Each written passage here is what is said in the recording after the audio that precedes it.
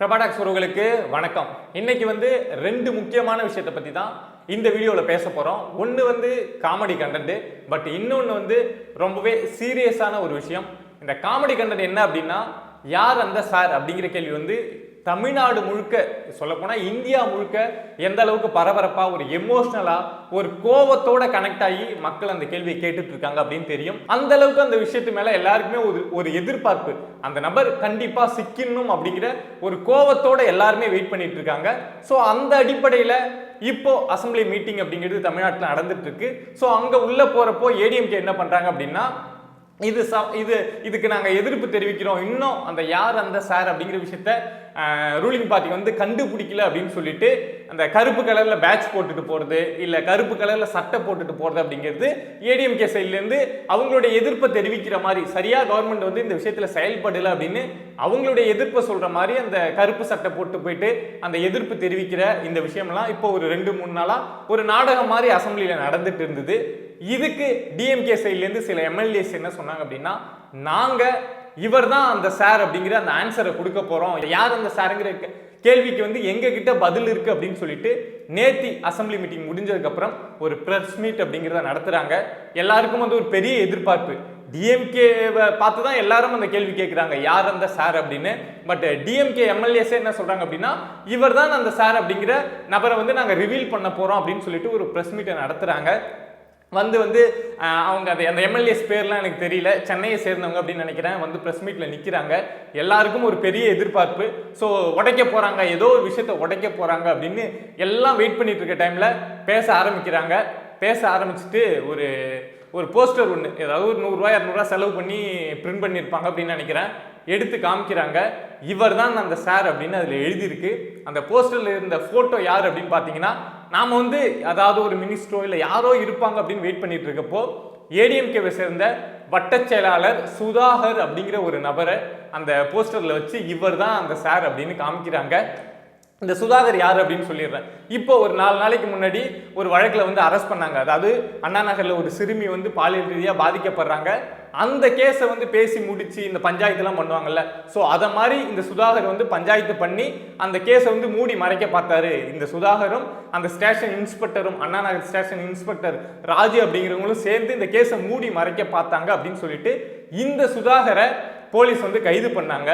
So அந்த நபரை தூக்கியாந்து இவர் தான் அந்த சார் அப்படின்னு ஒரு எம்எல்ஏ சொல்றாங்க அப்படின்னா, என்ன அடிப்படையில், என்ன ஏதாவது இதை மாதிரி பிரஸ் மீட் கொடுத்தா நமக்கு ஒரு பப்ளிசிட்டி கிடைக்கும், அது நெகட்டிவ் பப்ளிசிட்டியாக இருந்தாலும் சரி, எப்படியோ 4 பேர் பேசுவாங்க அப்படின்னு நினைச்சிட்டு இதை மாதிரி பிரஸ் மீட் கொடுப்பாங்களா அப்படின்னு தெரியல. நீங்க வேற ஏதாவது ஒரு விஷயம், ஒரு மர்டர் கேஸ்ல கூட இதை மாதிரி ஏதாவது ஃபன் பண்ற மாதிரி ஏதாவது சொன்னீங்கன்னா கூட பரவாயில்ல. பட் ஒரு பெண் பாதிக்கப்பட்ட விஷயத்துல இதை மாதிரி ஒரு 4-5 எம்எல்ஏ பிரஸ் மீட்ல நின்றுட்டு நாங்க இப்படி ரிவீல் பண்றோம் பாருன்னு அப்படியே ஒரு பெரிய பிரம்மாண்டமா காமிச்சிட்டு இதை மாதிரி ஒரு விஷயத்த சொல்றது அப்படிங்கிறது செம்ம கடுப்பாயிடுச்சுங்க. அவ்வளோதான், அதை தான் உங்கள்கிட்ட ஷேர் பண்ணணும் அப்படின்னு நினச்சேன். உங்களுக்கும் இதை கேட்குறப்பவே எவ்வளோ கடுப்பாகும் அப்படின்னு தெரியும். பட் என்ன பண்ணுறது, அடுத்த விஷயம் என்ன அப்படின்னா, கனிமொழி அவர்கள் சம்மந்தப்பட்ட ஒரு விஷயம்தான். கனிமொழி அவர்கள் அமித்ஷா கிட்ட யார் இந்த சார் அப்படிங்கிற கேள்வியை பற்றி, அது யார், அது சம்பந்தமான விஷயங்களை அமித்ஷா கிட்ட பேசியிருக்காங்க அப்படிங்கிற சில தகவல் அப்படிங்கிறது வெளியாயிருக்கு. அதுக்கு அமித்ஷா அவர்களுமே இந்த விஷயத்துல ஒருவேளை அங்க அந்த இன்வெஸ்டிகேஷன் இதெல்லாம் சரியா போகல அப்படின்னா சென்ட்ரல் கவர்மெண்டோட குறுக்கீடல் அப்படிங்கிறது இருக்கும் அப்படிங்கிற விஷயத்தையும் சொல்லியிருக்காங்க அப்படிங்கிற செய்தி வெளியாயிருக்கு. எல்லாருக்கும் ஒரு கேள்வி வரலாம், எப்படி டிஎம்கேவும் பிஜேபி நேர் எதிராக நிற்கக்கூடியவங்க, சண்டை போட்டுக்கக்கூடியவங்க, அவங்க எப்படி ஏன் கனிமொழி போயிட்டு அமித்ஷா கிட்ட சொல்ல போறாங்க, கனிமொழியை அவங்க கட்சியில் இருக்கக்கூடியவங்களே காட்டி கொடுக்க போறாங்க அப்படிங்கிற கேள்வி எல்லாருக்குமே வரலாம். நம்ம வெளியிலேருந்து பார்க்கறதுக்கு டிஎம்கேவும் பிஜேபியும் சண்டை போடுறாங்க தான், பட் அவங்க உள்ளுக்குள்ள எப்படி இருந்தாலும் அந்த சண்டை அப்படிங்கிறது வெளியில இருக்கு. பட் கனிமொழி எப்போதுமே சென்ட்ரல் கவர்மெண்ட் கூட இருக்க அங்க முக்கியமான நபர்கள் இருப்பாங்களா, அதுவும் குறிப்பா அமித்ஷா கூடலாம் எப்பொழுதுமே நெருக்கமா இருக்கக்கூடியவங்க தான். நீங்க பாத்தீங்க அப்படின்னா தெரிஞ்சிருக்கும், டிஎம்கேவில் எந்த தலைவருக்கு அமித்ஷா அவங்க வாழ்த்து தெரிவிக்கிறாங்களோ இல்லையோ, கனிமொழியோட பிறந்த நாளுக்கு மட்டும் மறக்காம வாழ்த்து அப்படிங்கிறத தெரிவிப்பாங்க, போன் பண்ணியே பேசுவாங்க அப்படின்லாம் சொல்றாங்க. இப்போ ஜனவரி 5ஆம் தேதி கனிமொழி அவர்களுக்கு பிறந்த நாள் வந்தது. ஸோ அப்பவுமே அமித்ஷா அவர்கள் வாழ்த்து தெரிவிச்சாங்க. இவங்க 2 பேருக்குள்ள இருக்க அந்த நெருக்கம் அப்படிங்கிறது ரொம்ப நாளா, ஏன்னா இவங்க சென்ட்ரல் கவர்மெண்ட்ல ஒரு எம்பியா இருக்கிறதுனால அங்க இருக்கக்கூடிய தலைவர்கள் கூட ஒரு நல்ல ரிலேஷன்ஷிப்பை மெயின்டைன் பண்றது அப்படிங்கிறது இவங்க எப்பொழுதுமே மெயின்டைன் பண்ணக்கூடிய ஒரு விஷயம் தான். பட் இந்த சார் அந்த விஷயத்தை பத்தி, ஏன்னா டிஎம்கே சைட்லேருந்தே யாரும் வந்து இதை தப்பா போயிட்டு இருக்கு, இங்க யாருன்னு கண்டுபிடிக்க மாட்டாங்க, இந்த மாதிரி ஒரு அமைச்சர் இதுக்கு பின்னாடி இருக்காரு அப்படிங்கிற விஷயத்த யாரும் வந்து அங்க டைரக்டா சொல்ல மாட்டாங்கல்ல. பட் கனிமொழி சொல்லியிருக்காங்களாம். கனிமொழி ஏன் சொன்னாங்க, என்ன பஞ்சாயத்தா இருந்தாலும் கனிமொழி ஏன் அமித்ஷா கிட்ட போகணும் அப்படின்னு ஒரு கேள்வி இருக்கலாம் எல்லாருக்கும். நீங்க கனிமொழியை பார்த்தீங்க அப்படின்னா தமிழ்நாட்டு அரசியல்ல எங்கேயுமே கிடையாது, தூக்கி டெல்லி அரசியல்ல ஓரம் கட்டி வைக்கப்பட்டாங்க.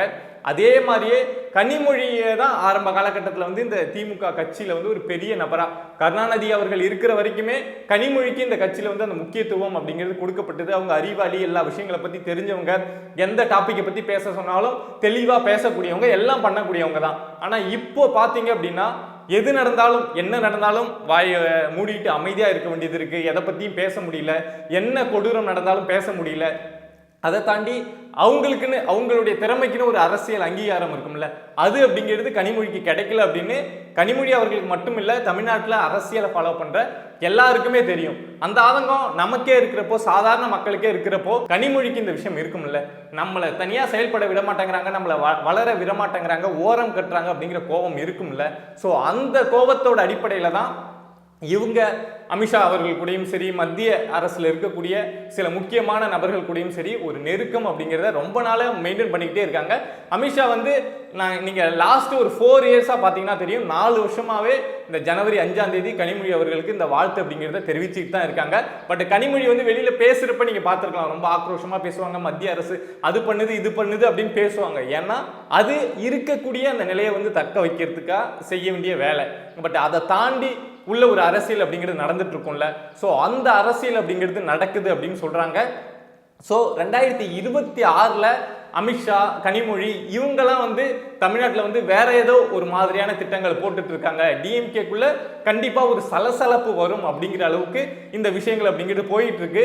கனிமொழி அதை மாதிரிலாம் செஞ்சாங்க, ஏதாவது ஒரு எல்லாத்தையும் உடைச்சிட்டு நான் மக்களுக்காக நிற்கிறேன் அப்படின்னு முன்னாடி வந்தாங்க அப்படின்னா அது கண்டிப்பா வரவேற்கக்கூடிய ஒரு விஷயம் தான். அதை செய்யணும் அப்படின்னு தான் எல்லாருமே எதிர்பார்த்துட்டு இருக்கோம். ஏன்னா அவங்கள வந்து நிறைய பேருக்கு பிடிக்கும், ஆனால் அவங்க கை கட்டி போட்டு வைக்கப்பட்டிருக்கிறதுனால அவங்களும் இங்க வந்து ஒரு குற்றவாளியா மாறிட்டு இருக்காங்க அப்படிங்கிறது என்னுடைய ஒரு பெரிய தனிப்பட்ட வருத்தமே இருக்கு.